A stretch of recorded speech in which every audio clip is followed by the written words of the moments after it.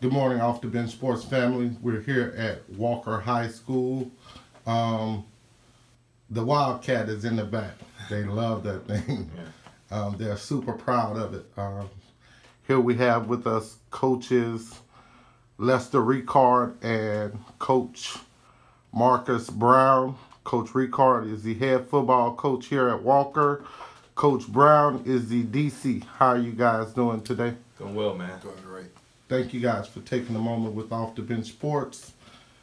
Let's get started. Yes, Coach, sir. tell us a little bit about yourself. Well, this is going into my second year as a head football coach here at Walker High School. Very excited. I've been in coaching for 5 seasons. I've been a head coach at St. Martin's Episcopal School before, and then after I left there, I was the offense coordinator at Humville for 2 years before I got the job here. So it's been a good 2 years so far. Looking forward to this upcoming season with these young men, and I think we've built a really good product here, and so we're excited about it. Right. Coach B, what you got for us?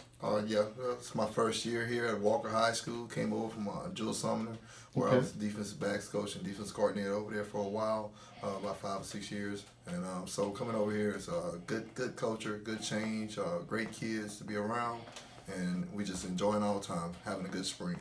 Right. So I want to ask you this, Coach, and this will be a part of your bio. Give us a little more in depth about yourself. You played in the NFL? Yes, we actually both played in the NFL. Come on, they didn't tell me all that. Yes, They were holding back on me. Yeah, we played. I played 3 years in the NFL. First year I went to the Arizona Cardinals. Then was cut a little bit and played with the Bengals all season. And then the second 2 years I played with the Rams. Where I actually met him later on in life. We was playing arena football. Me and Coach Ricard. Let's not share that stories. Yeah.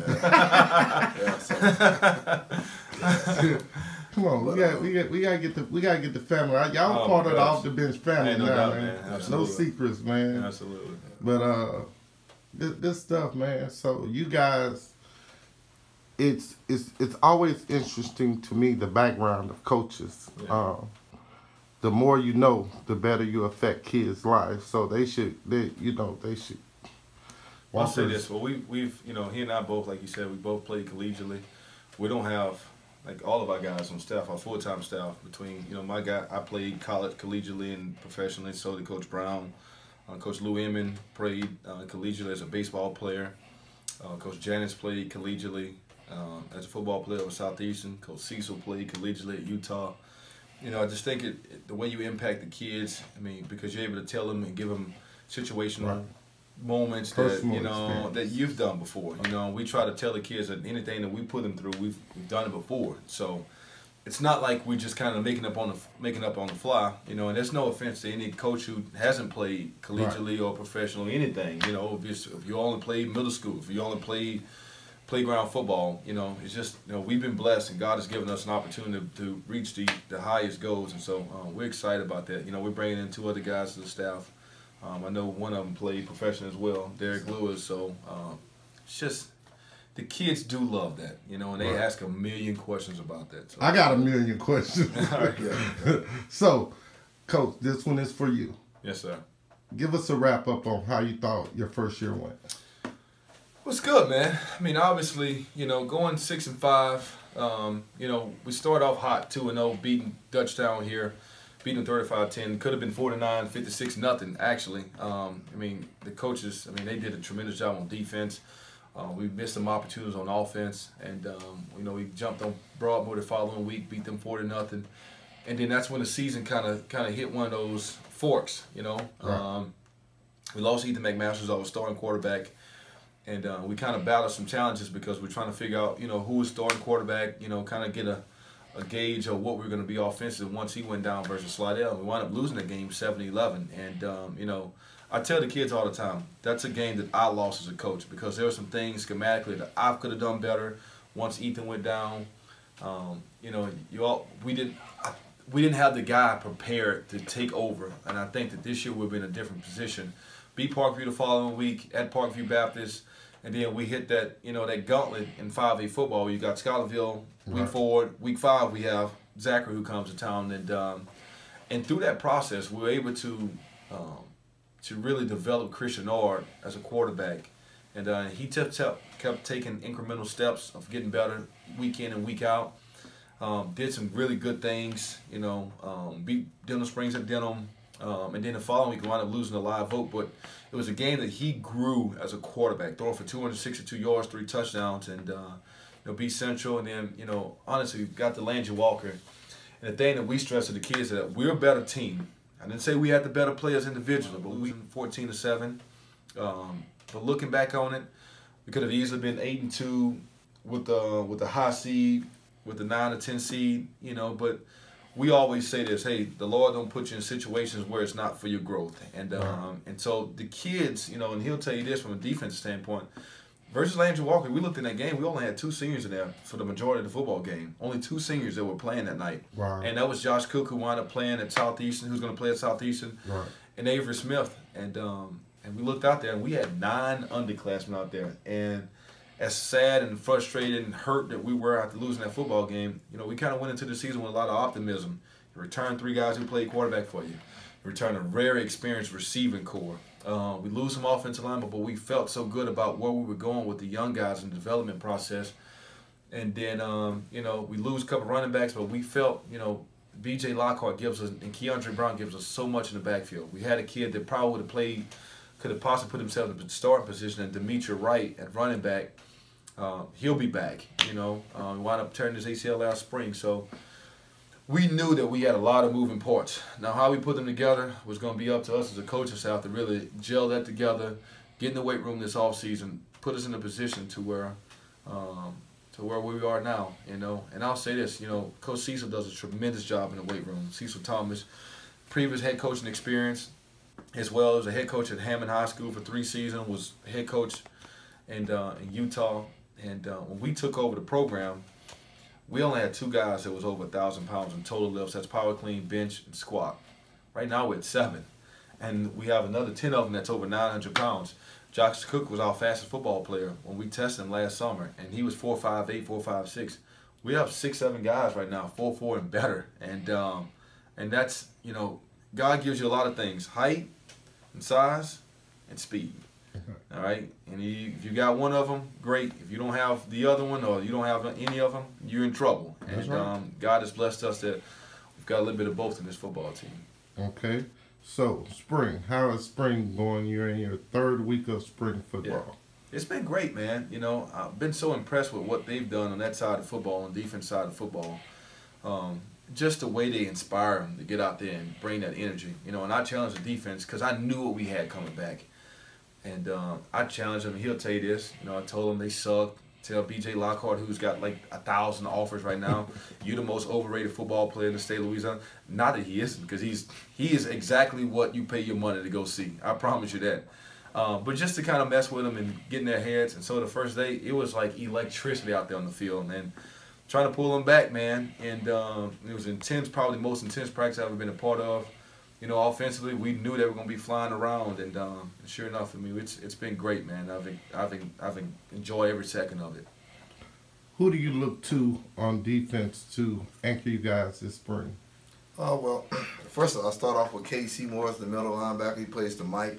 I tell him it's his job to line up the front 7, and then you look at Calvin Watson and B.J. Lockhart in the back, and tell them, hey, look, have fun. Whatever call you want, I'm with you.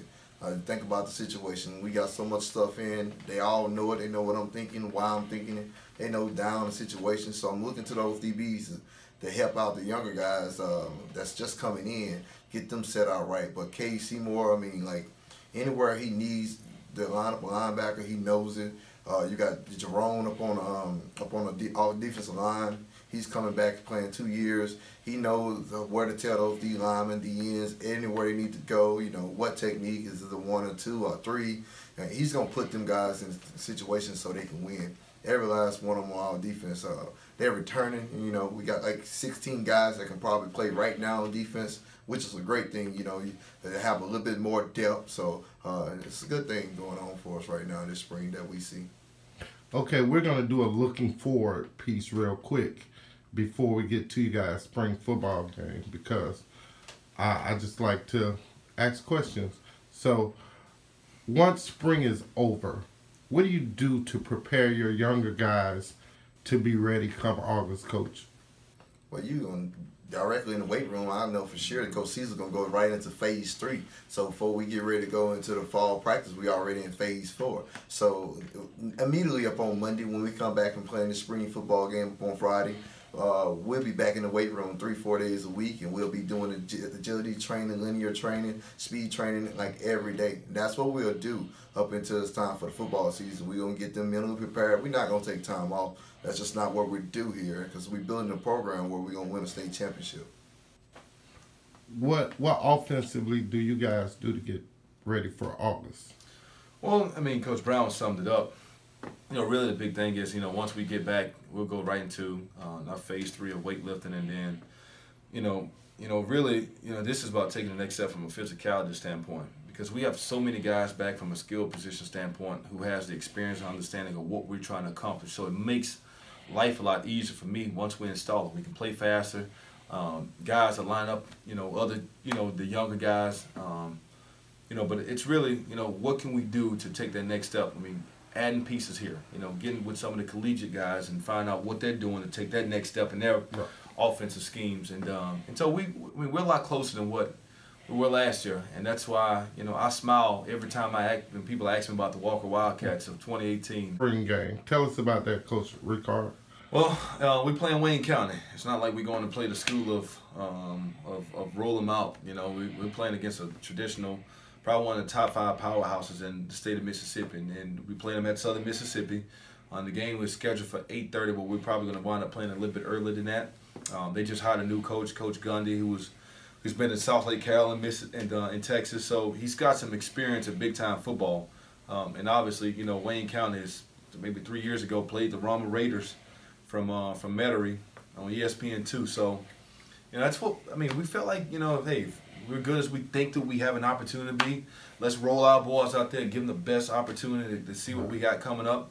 And then it's a big showcase for our young men as well who want to play on that next level. For the BJs, for the KC Moores, for the Calvins, for the Trent Montgomerys, and I can go on and go on and go on. But it's a showcase for them to show those people that they have the ability to play on that level. So when I got the phone call about, hey, we've heard some good things about you guys, I was like, okay. They went from, it was supposed to be Pearl or somebody, I can't even think of the names they've thrown out there previously, and they say they settled on Wayne County. I was like, all right. Everybody knows Wayne County, so we look forward to it, man. It's a challenge, and you're gonna play this game, and like Brown and I have, there's no such thing as cupcakes, and when you play in the National Football League, people talk about the Cleveland Browns, they suck. Cleveland Brown has drafted a top 5 draft pick for the last 30 years. They've got players. Now, do they put those pieces together? So we're used to being challenged every week, and I think it's a good thing for us because, in the Jamboree, we got Catholic High, who's the defending Division I state champs, who just beat John Curtis. They ain't just beat anybody. Right. They beat Curtis in the state championship game. Then we roll out Dutchtown. We roll out Slidell week 3, who's looking good again this year. Parkview, who's always traditional power. Then we got Scotlandville and Zachary and so on and so forth. So, why not challenge our kids early in the spring and see what we're made of? And so that's why we when we signed up for it, it's like, let's go get it done. Right. Okay, thank you guys for taking a moment with Off the Bench Sports. Really appreciate it. Remember, get off the bench, get into the game.